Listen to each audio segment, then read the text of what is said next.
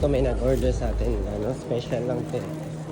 Box of 2. Wala talaga kaming ganito pero nag-request si client. Baka pwede daw siya magdagdag na lang para makagawa ng box of 2. So naghanap kami ng ito yung box na ganyan. Then syempre nilagyan nila namin yung plastic namin tsaka yung card namin Merry Christmas para maano pa rin namin yung client. Actually, mas mahal po yung ganito eh. Kaya kung ako sa inyo, pwede rin po yung you can order yung nang meron sa amin para ayan, mas di na rin kayo mahirapan siguro. Pero pwede naman po yung ganito. Pero depende pa rin po. Pag-usapan, tignan natin. And then it might take a while since special request siya.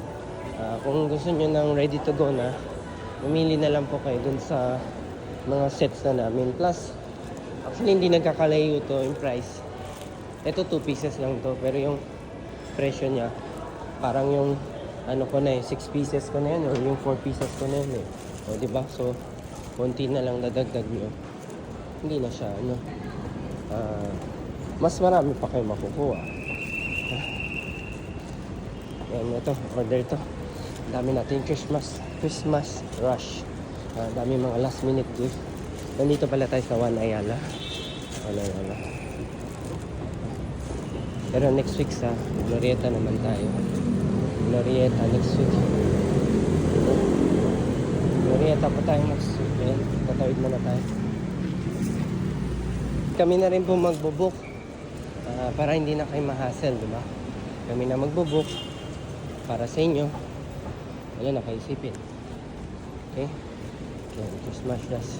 Medyo haggard na tayo. Umaga pa lang. Ano pa lang? Ang lunchtime pa lang. Pero mula 8 AM gumagawa na tayo ng orders. Pero hindi tayo nagre-reklamo. Good problem to have yan. Tawid na tayo. Habang nagpapatawid pa siya.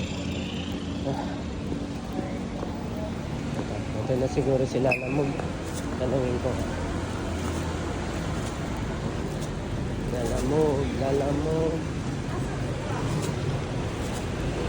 Lalamog, sir?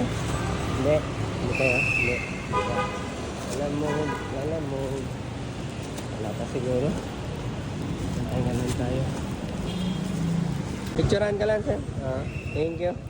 And any side naman, pwede mo kahit anong orientation, okay lang. Okay lang, sir. Hindi kailangan upright, oo. Sige, sir. Diskartehan mo na lang. Ayan, doon na po yung bayad pagka-deliver na po. Salamat, sir. Okay. Thank you, sir.